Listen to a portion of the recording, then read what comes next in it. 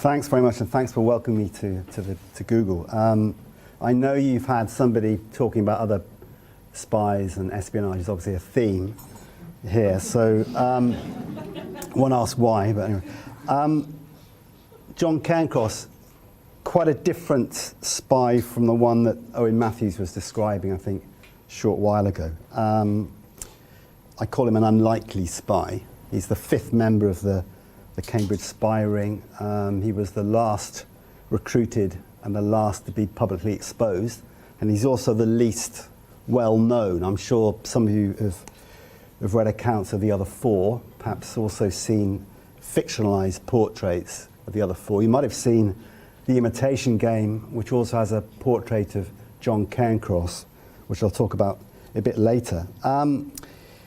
I say he's an unlikely spy. He's very much an enigma. I mean, in a way, they all appear a bit as an enigma. I mean, who would have believed that Kim Philby, the privileged son of an Arabic scholar destined for a brilliant career at the Foreign Office, would side with the Russians? Who would have thought that Guy Burgess, the Etonian inveterate gossip, thought incapable of keeping the most basic of secrets, would be deemed ripe for Soviet intelligence?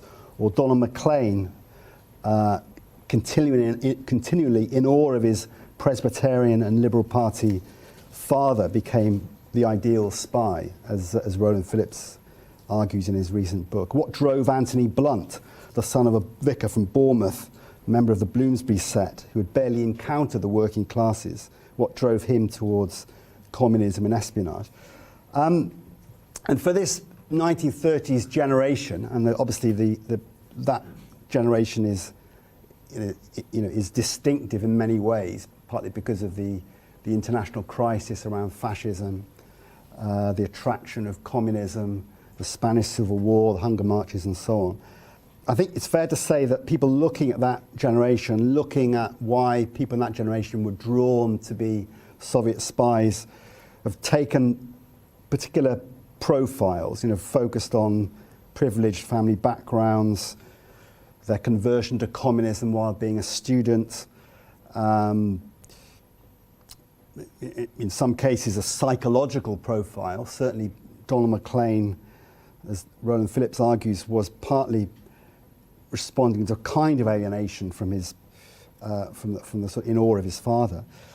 None of these really apply, or I would say they apply in a very different way to John Cairncross. Some not at all, others only marginally. Other reasons for espionage more broadly have been cited as blackmail on grounds of sexuality, financial motivations, and so on. Again, these don't really fit into the character of John Cairncross. So I'll tell you a bit more about him, because I know that his story is not widely known, and then hopefully you'll go on and read the book and get even more about him. He was very much an outsider.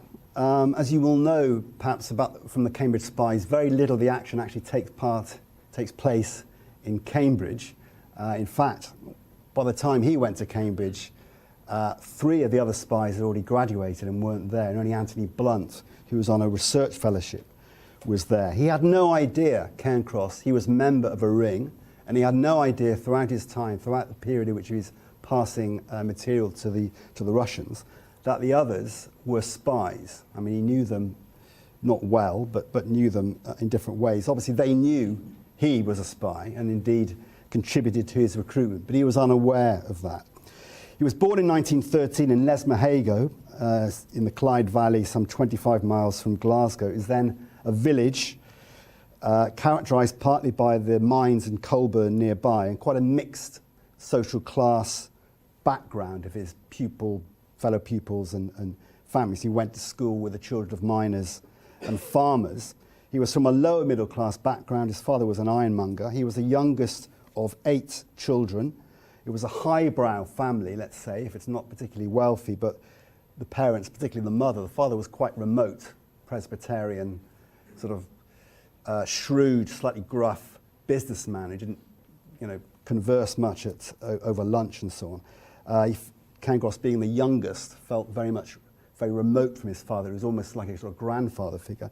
But the mother was very supportive of her children's education, and the daughters went on to be school teachers. 2 of his brothers became professors. Alec Cairncross, quite a well-known economist, chief advisor to the government, and his next brother up, Andrew Cairncross, was an expert on Shakespeare.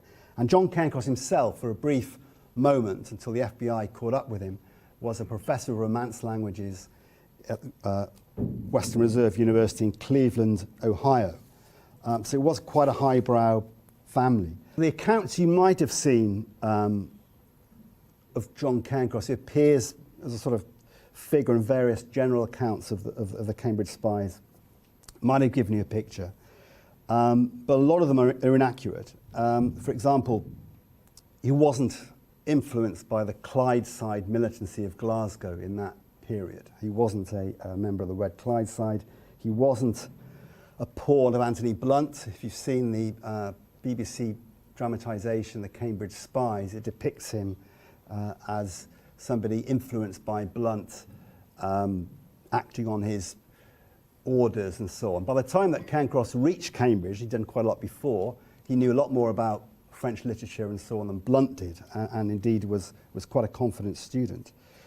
In The Imitation Spies, he's played by one of the Downton Abbey actors, the chauffeur in Downton Abbey, and the sort of lean Cairncross is played a sort of short, chubby figure in this. He was depicted as blackmailing Alan Turing, if you've seen the film, somebody he never met, let alone never worked with. And so the lines between fact and fiction are blurred very much in the case of John Cairncross, making him more of a sort of mystery figure. One thing I would say is that the publications on the Cambridge Spies have improved markedly since the opening of the archives after the Berlin Wall. You know, before that date, people were relying on writers like Chapman Pincher, who got all his information from Peter Wright, the MI5 so-called spy master. But of course, the archives hadn't been open. So since then, there have been much better, been more interesting, historically grounded research on the Cambridge Spies. And I've been lucky that, in addition to the papers available, John Cairncross, late in life, married a woman much younger than himself, Gail Brinkerhoff, American opera singer, and she made his papers available. And other family papers were given to me as well. I should say that the Cairncross family, when I describe them as highbrow, continues to be well known. I mean, his niece, Alec's daughter, Dame Frances Cairncross, was, of course, led the recent Cairncross Review into the Future of Journalism, some of you may have been aware of. So it was a highbrow family. Actually, his uncle, T.S. Cairncross, the brother of his father, was an early influence on the Scottish poet Hugh MacDiarmid. And so there was in the family this intellectual, sort of impressive intellectual heritage.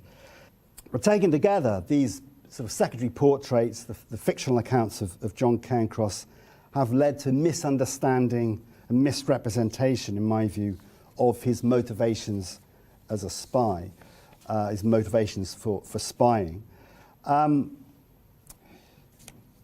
He does share, like all spies, the compartmentalization of his life. And so when he was spying, he was recruited in 1937, and he resigned from the civil service in 1952 when he went to Italy after the disappearance of Burgess and Maclean. Nobody knew of his spy, not even his closest relatives and family. When his brother was told about his espionage in 1964, he was then Alec Cairncross, chief economic advisor to the government. It was the greatest shock of his life. So, again, the question of leading different lives, leading a secret life, was also something he did share with the other spies. When I was looking through his papers, the most important document I came across was a diary he kept in 1932, which was an account of his travels to Germany and Austria. Now, previous accounts, including, I should say, an edited version of his autobiography, which was published after his death and is based on sort of different papers and memoirs he had written, put together, also gets the date wrong. The date is usually given as 1934. There was a big difference between 1932 and 1934 because Hitler came to power in 1933 and the whole international situation was different. But it also was different trying to understand Cairncross, because in 1932 he was a young Glasgow University student, 19 years old, travelling for the first time outside Scotland, helped by his great capacity, facility for languages. He spoke, that was his area of study, became a great linguist, expert on Molière, which also, of course, was his Soviet code name, given to him by his Moscow bosses, but he was one of the authorities wrote 3 books on Molière, and his translations of Racine were also very significant. He was a scholar as well as a spy, but as 19 years of age, he had read little of Marx, he'd read the French classics, he was influenced a bit by the Scottish Enlightenment thinker David Hume. He had a little sympathy for Scottish nationalism, but no great political views. And so when he was travelling around Germany and Austria, picking up, the signs of fascism, at the same time admiring great works of art and going to all the galleries and exhibitions and being very much impressed, a very eye-opening journey, he was somebody in search for principles to live by. And this was a very important influence on his life. It was very eye-opening. So eye-opening was it that he decided to move his studies from Glasgow to Paris and spent 2 years at the Sorbonne. In 1933, the other very decisive moment in his life occurred when he met members of the Italian anti-fascist exile group called Justice and Liberty, the members of the Carlo Rosselli group. There's recently been a very good book by Caroline Moorhead about this group. They were a lot of Jewish intellectuals opposed to Mussolini, had been forced into exile, and they were, like many others, were exiled in Paris. And John Cairncross met these exiled Italians and was very moved by what they told him, which was you had to work in an organised underground way in order to had to work from abroad and publish pamphlets and take part in other acts of espionage outside Italy. Now we can debate the extent to which Italy under Mussolini can be compared to Britain under Bourbon and Chamberlain and so on. But he certainly was influenced by that meeting. And of course the very interesting thing about those meetings is that they both occurred before he even thought of going up to Cambridge. And so a lot of the influences on his life, on his politics, on his decisions to make that fateful decision to spy for the Russians were made before he went to Cambridge. And I think partly because the date of the diary is mistaken, and partly because it wasn't available in its entirety, and for other reasons, he's been much misunderstood on that basis. He did go to Cambridge. By now he'd already been a student for 4 years, 2 in Glasgow and 2 in Paris, another 2 at Cambridge. So when he arrived in 1934, his brother was already doing a PhD under John Maynard Keynes, one of Keynes's early students. He was an experienced student. Like his brother, he was slightly suspicious of English upper middle class habits and the sort of Cambridge establishment, if that's the right word. But he was mainly a very motivated scholar of French and German. Indeed, I came across the son of his best friend at Cambridge. His best friend at Cambridge was Douglas Parme. They were taught by a Molière expert, Harry Ashton. And talking to his son and everything and looking at correspondence, it's quite clear that they knew far more about French literature than Anthony Blunt did, who was was an expert on art, but himself was still a junior research fellow. So the possibility of Cairncross being influenced by Blunt diminishes, in my view. He also, of course, wasn't impressed with, I know Blunt's been portrayed in the recent Netflix series. Blunt wasn't somebody to whom he would have given much respect for their knowledge of literature, and also he wasn't impressed by the sort of social posturing of Blunt. I mean, the interesting thing about anybody who's read any of Molière is this satire on the manners of, early modern society and so on. And so that was also quite revealing. The other thing that's kind of revealing was that although he was great friends with the leading communist at Cambridge, James Klugman, who was the subject of my last biography. In fact, I came across the idea for the book after writing a book about Klugman and meeting John Cairncross's widow. James Klugman was a great persuader of impressionable students, converting liberal-minded people to communism. But Cairncross himself was not in this category. He was already, not a man of the world exactly, but certainly somebody who was well-read and so on. He also wouldn't have been impressed particularly by the hunger marchers who marched through Cambridge, and this was very decisive for people like Burgess, Philby, and others, and Blunt perhaps as well, who hadn't really experienced the working classes until this point, had very limited experiences of the working classes, whereas Cairncross had been to school with them, if you like. So he wasn't, again, it wasn't a kind of defining moment for him. Now, why did he join the communist group? Well, one, because they had, at that time, the strongest position against fascism. I was amused to read Emily Thornberry's statement the other day, one of the Labour leadership candidates, where she said the Labour Party was leading the fight against Franco and fascism. In fact, had a position of non-intervention at that time, which drove a lot of people into the Communist Party and other left-wing groups. I mean, George Orwell, for example, was in the independent Labour Party. So they had a position on fascism that he thought was consistent. And the other thing, as someone who was very, would say, if not intellectually elitist, somebody who was at least impressed by intellectuals and ideas. And the communists had the best intellectuals. They all got firsts, and they were impressive for this reason. That's something else that would have impressed him. He also shared Harry Ashton, his tutor, with Klugman, Harry Ashton was Klugman's postgraduate PhD supervisor. So those are important reasons. I mean, I should also say that lots of people who joined the Communist Party were not what you would call ideological communists, and I would put Cairncross in that camp. In other words, he didn't believe in Marxist view of class struggle, didn't believe in the Labour theory of value, he didn't believe in the Red Paradise, the Soviet Union, that others did at that time. He was a much more sort of looser affiliation. Incidentally, give an example of how loose the affiliation was. Charles Rycroft, later psychiatrist, was one of Klugman's recruits to communism, sort of liberal-minded, and he said, you could have fitted in very well because you could go on a demonstration in London, stop at the Reform Club for lunch, and carry on with the demonstration afterwards. Such was the sort of liberalism of the communist case at that time. Cairncross was probably less of a communist, actually, than Denis Healey, the later Labour minister who was in the Communist Party at Oxford. He was sort of organising the discussions in the cultural section after Guernica and so on. So he wasn't an ideological communist, but was impressed by the communists' attitude to life, as many other people were at that time. You can find all kinds of people. There's sort of, Denis Healey calls it a bed and breakfast party, sort of joined the Communist Party one day and left the other day. He then, after graduating with a first, he left and decided to go into the Foreign Office.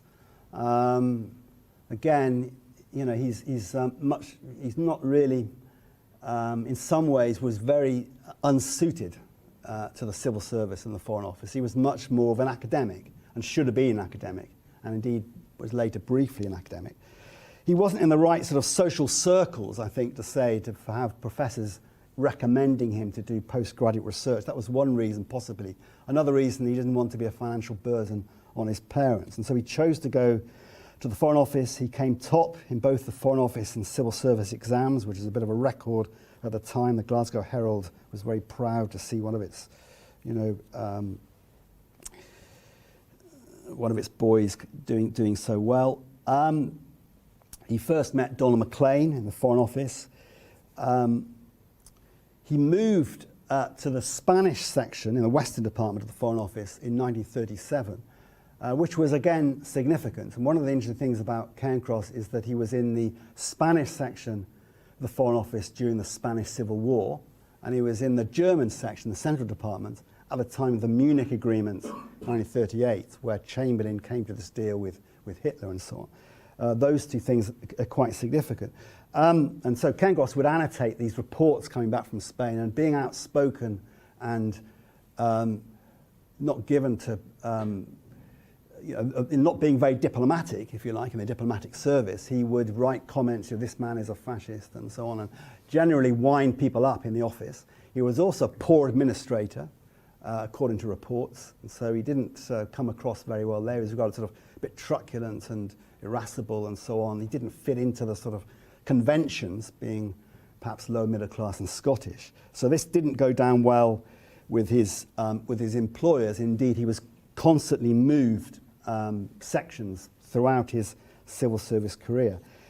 In 1937, he was recruited to Soviet intelligence by Klugman, with a bit of help from Burgess, who tried to push him in that direction. Had lunch with him and Anthony Blunt in Cambridge, met him in Paris, invited him to a gay bar in Paris.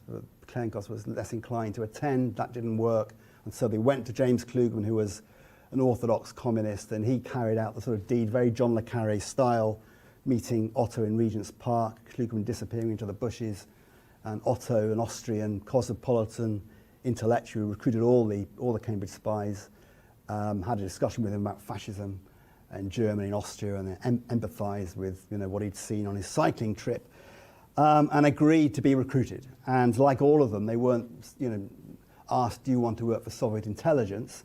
They were asked, do you want to make a big contribution to the anti-fascist cause? And then on that basis, he was recruited naively, no doubt, and with fateful consequences. Burgess, who played some part in his recruitment, said this. This is from Nigel West's account. Nigel West is a spy writer who had the benefit of early access to the Moscow archives. They've since, some of them have since been closed to researchers, so reliant on this work. I had long talks with Klugman, this is Burgess talking about Cairncross. I had long talks with Cairncross on French and English ideas, on French history, and so we moved on to politics. He was led by purely cultural considerations, in contrast to social and radical ones. In his view, Marxism, from a cultural point of view, can contribute to the solution of theoretical problems, and he discussed these questions with us from that angle. He was never a member of the party in the real sense, but I think we should work with him and involve him, though I'm inclined to think they would not be entirely without danger to approach him directly. Immediately after he was recruited, Burgess says this of him: he's never had the time or the money to enjoy himself. He has always suppressed himself and denied himself everything for the sake of the future. Though I think we may count on his goodwill, nevertheless his personality is fraught with many dangers. He comes from a lower middle class family and is of humbler origin than I. He speaks with a strong Scottish accent, and one cannot call him a gentleman. And he kind of looking at this and you wonder whether it's his lack of ideological orthodoxy or not being a gentleman that's most upset Burgess in the sort of divisions between between them. This is what Cairncross says the day after, or perhaps even shortly after the meeting with Deutsch, with Otto. I made my way home in a taxi. I immediately took a strong drink, and the good and bad aspects of the meeting flashed through my mind. For my reaction was not just one of shock. I was still eager to work in any way I could, but not as a Soviet agent, but for the alliance between our two countries, the Soviet Union and Britain. But in addition, I recalled how my Italian refugee friend in Paris had talked of the organisation of an anti-fascist movement in his country, and how he had always insisted on the need for expert guidance in building up a resistance movement. If there was no support, the price to be paid in life and freedom was immense.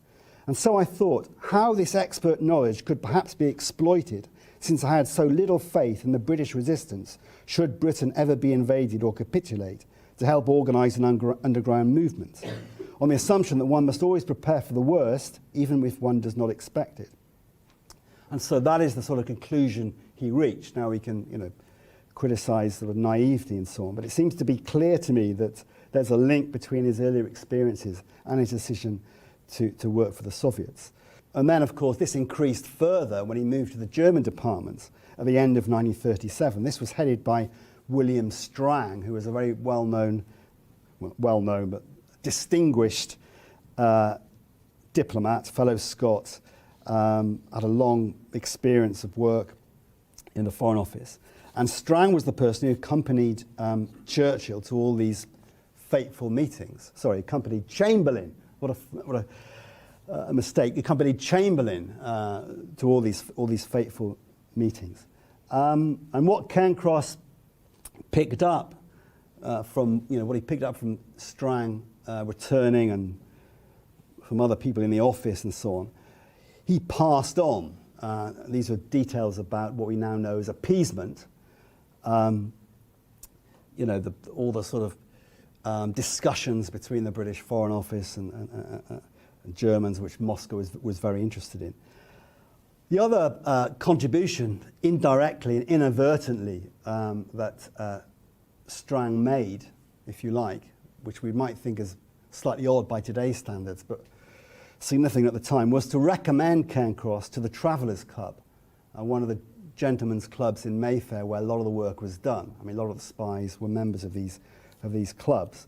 And indeed, over lunches with members of the Foreign Office and other sort of civil servants, people close to politics, he picked up this information.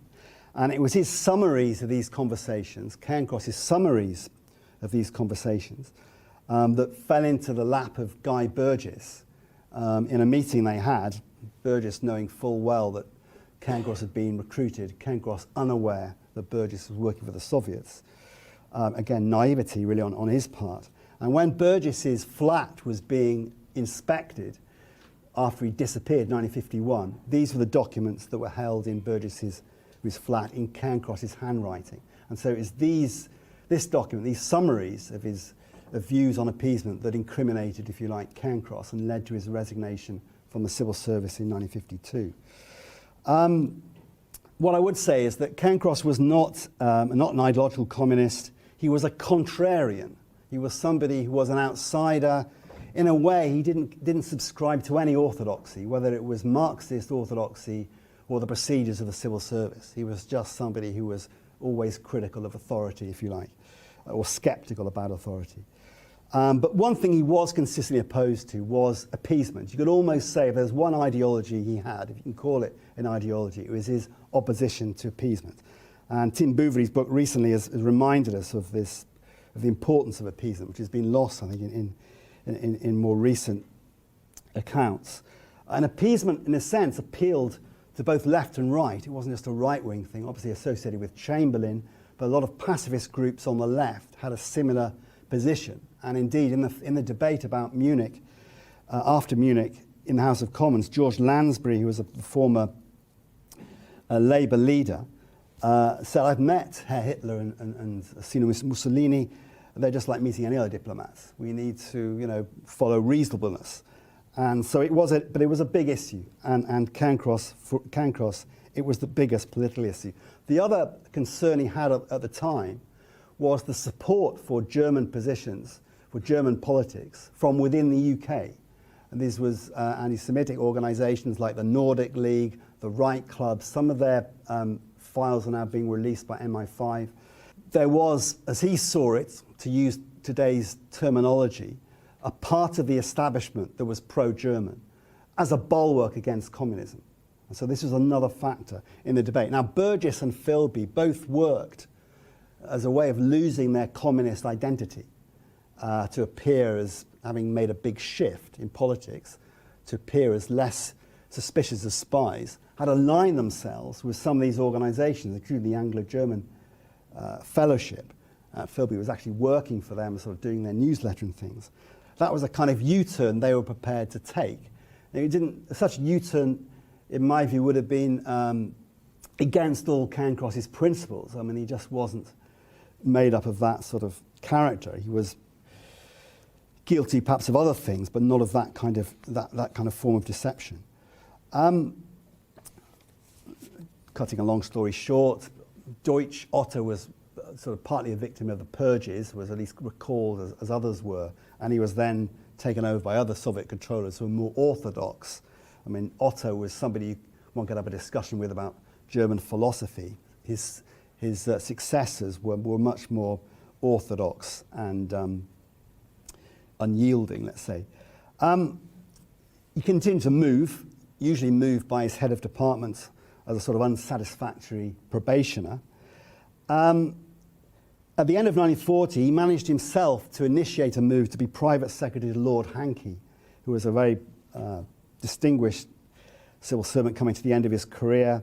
And it was while working for Lord Hankey that he picked up details of the Tubelois project, which was the initial decision to develop nuclear weapons and the use of the atom bomb.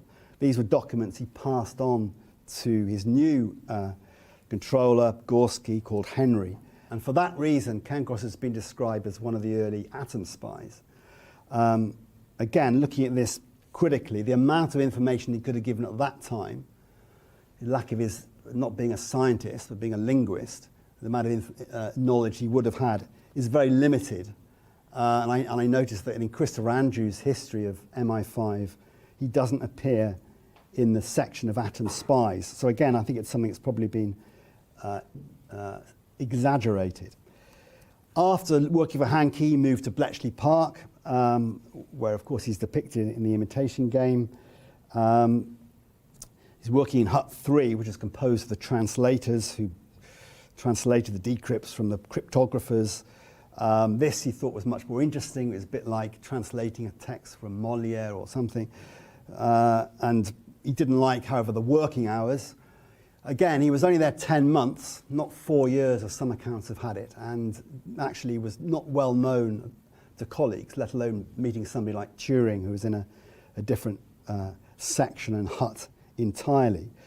His major contribution, of course, was giving information in the lead up to the Battle of Kursk, which is the biggest tank battle in history, and information he provided, we don't know exactly to what extent, but information he provided contributed to a very important Soviet victory. There was a big fuss afterwards about this, whether he had given the Soviet Order of Merit or whatever it was. I don't know if anybody's been to Bletchley Park, but it's certainly worth seeing. They've now, preserved all the existing huts in their original form and so on. You can get to see how life was like, quite tough, austere conditions, working very hard, and obviously some terrific amount of work, groundbreaking work that was carried out, crucial to the war effort. And of course, it itself was kept secret for many years until the 1970s. If you go, you must go into this souvenir shop where you can pick up a copy of the Bletchley Park version of Cluedo, which is sets out their version of the mystery game, Who Killed the Bletchley Park Spy, where there's a reference to our friend. Yesterday, security staff at Bletchley Park started an investigation following the discovery of a body of the intelligence officer John Blackcross. Rumours about Blackcross's communist sympathies have been circulated for several months, with many believing that he was a spy who was selling the park's secrets. And one of the interesting things about the Bletchley Park view of Cairncross is that they kind of acknowledge him as a code-breaker, but don't put him in their roll of honour. It's a bit of a sort of, it's a slightly awkward one, as you can see. So anyway, he turns up in Cluedo, so have a go at that. From Bletchley Park, with the help of one of his old French tutors, so he wasn't above benefiting from patronage to some extent, he moved on to MI6, initially working at St Albans until it moved back to London. Somebody working much higher up than him was Kim Philby, who'd go on to lead counter-espionage. Cairncross was in a very lowly position, not really advancing at all in the Foreign Office, passing on lots of documents on German military espionage, more German movements on the Eastern Front and so on. Probably the most significant development for him personally when in MI6 was his meeting with the writer Graham Greene, who was also working in that department under Kim Philby at the time. Graham Greene turned out to be, for Cairncross, probably his greatest ever friendship. I mean, it wasn't obviously for Greene, but for Cairncross, he was a mentor, a friend, an academic referee, somebody he went to with advice on literary matters and all-round support. And they became friends. Greene lent him his house in Capri when he got married, Italian island. And so it was a significant meeting. The real problem began for Cairncross in some ways when the war was over and the Cold War began, because from his position, and this is how it's presented in his, as I said, heavily edited autobiography, which has errors with dates as well as some omissions, and some would say evasions, as well as having some interesting stuff, which, you know, about his life and so on. But the problem was that for about 3 years, 1945, he passed no documents to the Soviets, and he wanted to get out. He saw himself as what he called later a spy for the duration, when the Soviet Union was a wartime ally. And that was how he perceived himself. You know, he was an ally against fascism, and he was prepared to work for them. When the Cold War started, that all changed. Should also add that, of course, he was a spy during the Nazi-Soviet pact, which gave him all kinds of issues, and for a while wouldn't pass documents, and towards the end of it, he sort of reluctantly passed documents when he thought the Soviets were going to enter the war and so on. So he had also gone through that sort of turmoil, if you like. But the Cold War was obviously very, very significant. And why he managed to get himself re-recruited or allowed the contact to continue after 3 years is a bit of a mystery. But I suppose the question is, once you're in that situation, when the Cold War starts, this is from his position, there's a bit of a purge in the civil service of people who had communist links. How was he to, as it were, extricate himself from that position? We don't know the seriousness of the documents he passed at that time. They obviously weren't as significant as the ones he passed earlier, but he continued to be a kind of reluctant spy, meeting Henry and parts of, well, actually, meeting by this time Yuri Modin, his sort of last, as we go into the late 40s, early 50s, his last controller. He had 5 in all, in parts of the sort of West London suburbs around Ealing, Gunnersbury, and so on. He was also trying to get out because he wanted to start his literary career, and so he was doing stuff for the BBC, the French service, the BBC at Bush House, you know, in between his other work and also his meeting his Soviet controller. He was contributed programs to the French service on the future of the civil service, I think was one. On why scientists are attracted to espionage was another one he was talking about during this period. He also contributed his first writing in this period. But things all caught up with him in the aftermath of Burgess and Maclean's disappearance in 1951. And because of the document found in Burgess's flat in his handwriting, he was called in for questioning by the famous Jim Scarden, the famous interrogator. It was a bit of an intellectual sparring match for Cairncross, something that in a way seemed to sort of appeal to him. And from all accounts, he didn't give much away, but it was significant enough for him to resign. So he wasn't, his espionage, he did not confess at this time, and his espionage wasn't exposed, but he gave what they regarded as unsatisfactory answers. He was in breach of the Official Secrets Act because of the documents he passed. And so he resigned from the Treasury. He just got married at that point to a young German Jewish woman who had been involved in the Refugee Council in the 30s. She knew nothing of this affair. His family knew nothing.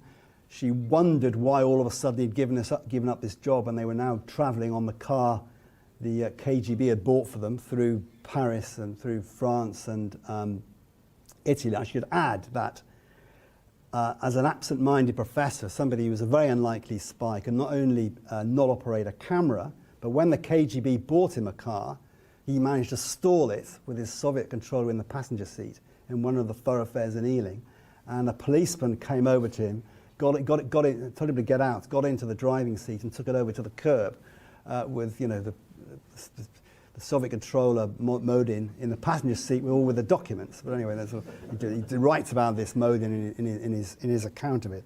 But being a British bobby, he just carried on with his work, and nothing happened. But anyway, by now, they're travelling through France. He's applying for jobs, academic jobs. He doesn't have enough publications. He has Lord Hankey and Graham Greene as his referees. Impressive, but not enough publications. And so eventually they end up in Rome with friends of Gabby, that's his wife, who'd been also in the Italian anti-fascist resistance, part of the same Rosselli liberal socialist group, and he got a job working at the UN.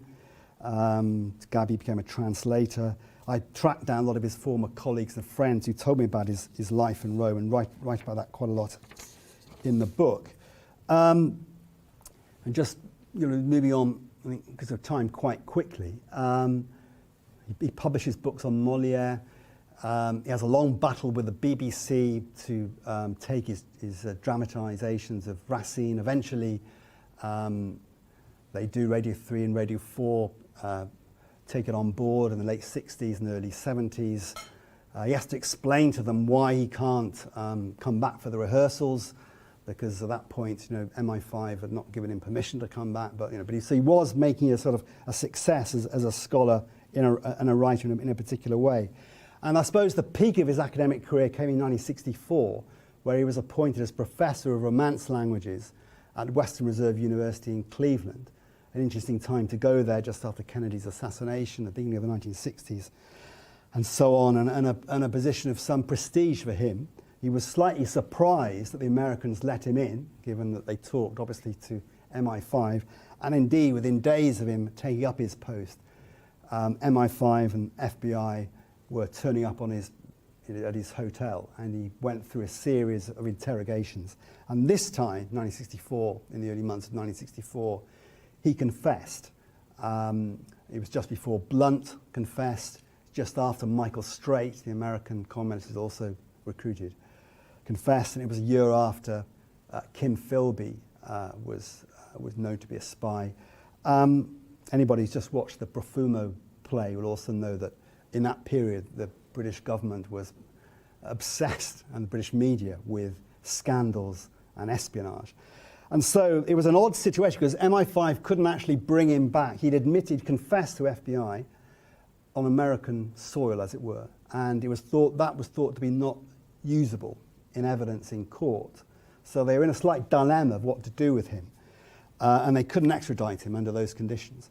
And so for the remainder of his life, virtually, he was in this strange position where he was allowed to come back to the UK as long as he helped them within their investigations, and that included trying to get his recruiter, James Klugman, to confess and other things. So he didn't have immunity like Anthony Blunt had, because when Blunt confessed, the Queen was told about it, the Prime Minister wasn't told about it, although the Prime Minister was told about Cairncross's confession. Lots of cabinet meetings I describe in the book make that clear. But Blunt was given immunity as the surveyor of the Queen's pictures. Cairncross wasn't given that clear immunity. It was another burning resentment for him. I mean, he resented Blunt's academic success and various other things, and this was something else.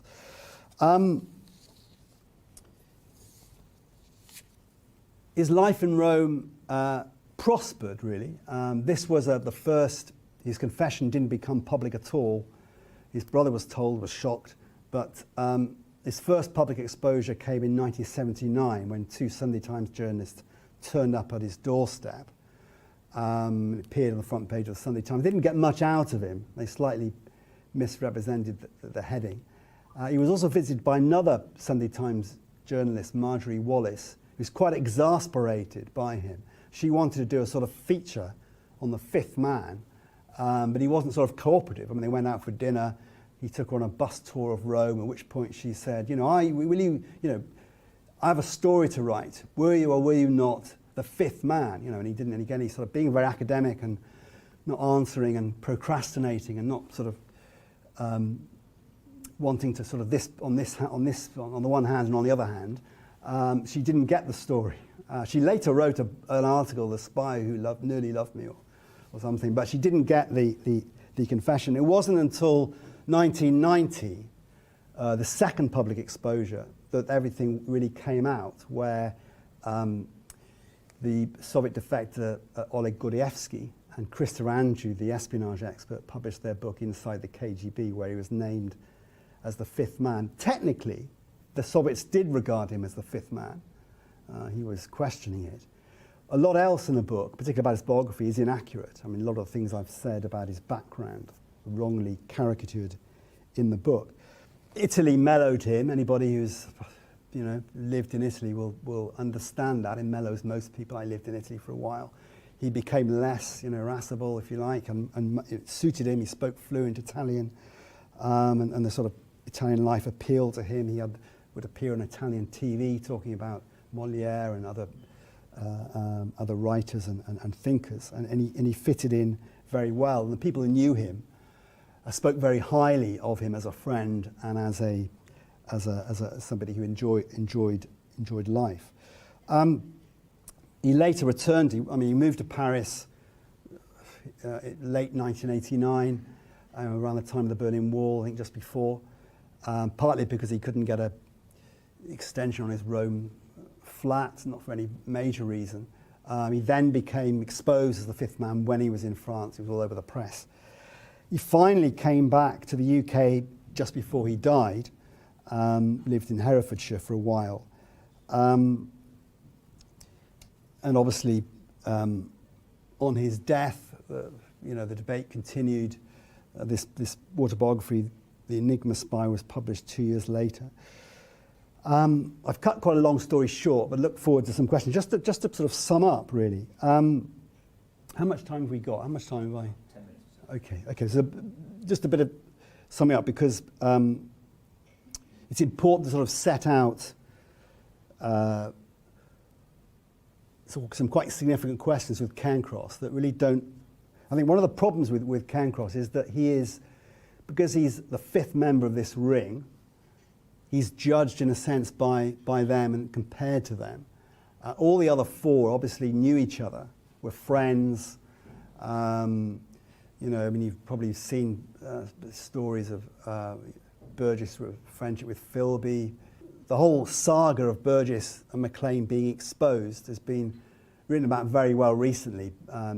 Andrew Loney's biography of Burgess, Roland Phillips' biography of Donald Maclean in the last few years have described the sort of pressures on Burgess and Maclean as they, in the run-up to their disappearance. Some of it's quite entertaining as well as being,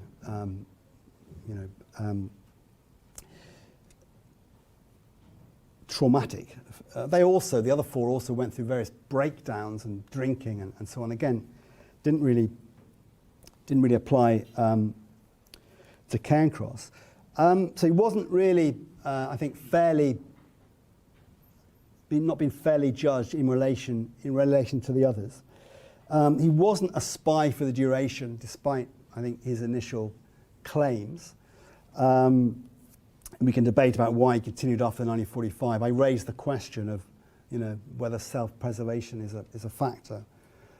There's some disagreement within the family. Some, I think, felt he should have shown a bit more courage in coming forward when he had the opportunity. Others saying, what could he have done in those circumstances? A lot of discussion about whether the security service messed up the whole thing.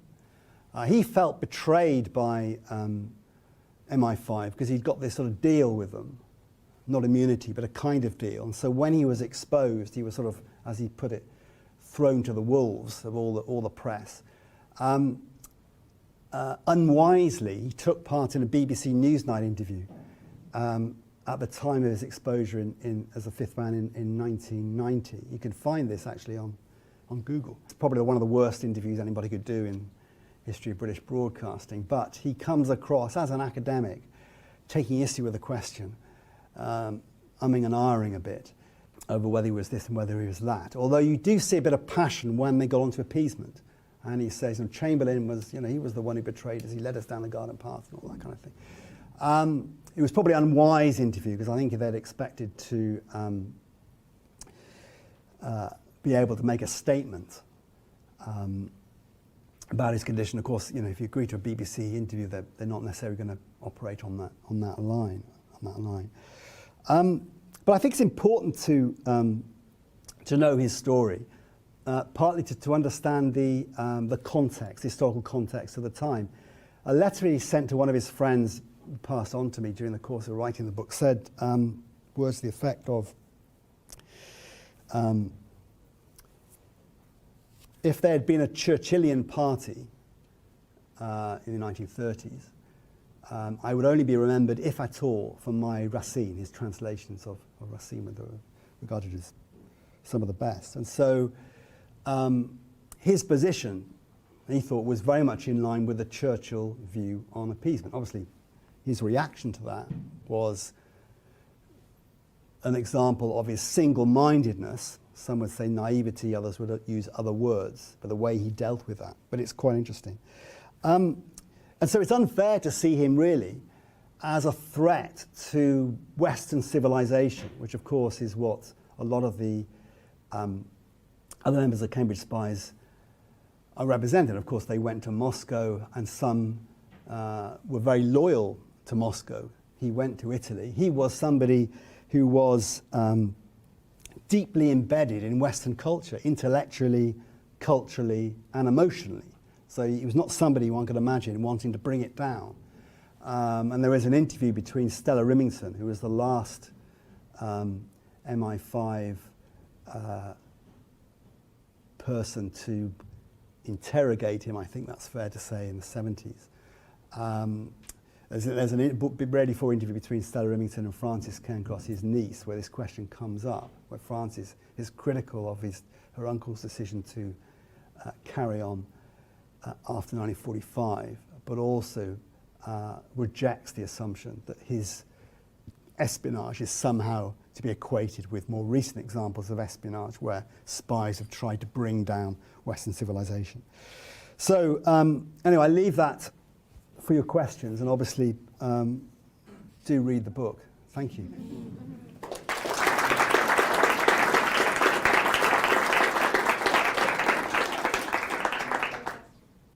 Hi, thanks for that. It was really interesting. I don't know a lot about this, so I was very interested in hearing about the initial way that the 5 men were recruited during the 30s. And it seems like all of them went on to have what you'd call successful careers in different ways, and therefore be of value to the Soviets. How many other people would there have been that were recruited as students in Cambridge at the time, and that would be part of this story maybe had they gone on to be in positions to share more information and to be more value to the Soviets? Yeah, it's a very good question, because there were lots of others who were recruited. And again, you know, when Cairncross was being called the 5th man, he pointed to some of the others, Leo Long, for example. I'm pausing to whether I should mention Goronwy Rhys, because there's a lot of controversy over whether he was and what he did. But there were certainly others who were recruited. Michael Straight, for example, American, who was manipulated by Blunt. And it may well be the other leading communist, in addition to James Klugen, was John Cornford, who was quite a hero for that generation. He died in Spain. And Michael Straight was very close to Cornford. And in the aftermath of his death, early 1937, late 36, early 37, Blunt played on this emotional weakness of Straight and recruited him on that basis. It was thought that Cairncross was also subject to similar blackmail, which he wasn't.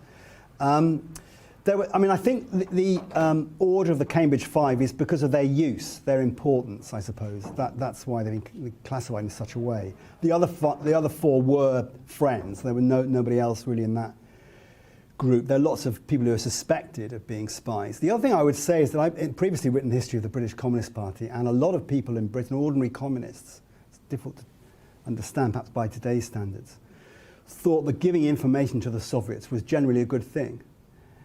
Because they believed in the, in the Red Paradise or whatever. I mean, they thought it was there, certainly before the Soviet show trials became known. Some remained in denial of them after it, but obviously before they became known. But of course, it was the quality of the information. So it's partly about what roles they had in the security service. So someone can want to be a spy, but what information have they got access to, really? Kind of decides their importance. It's also, I think, again, that thinking about the Soviet Union as an ally is quite difficult, having been through the Cold War. The popularity of Uncle Joe and so on, if not only among communists. People will find that distasteful, a lot of it, by what we know about the regime. But certainly that the idea of aligning with the Soviets meant arguably a different thing then to many people than it would do now. Thanks, pleasure.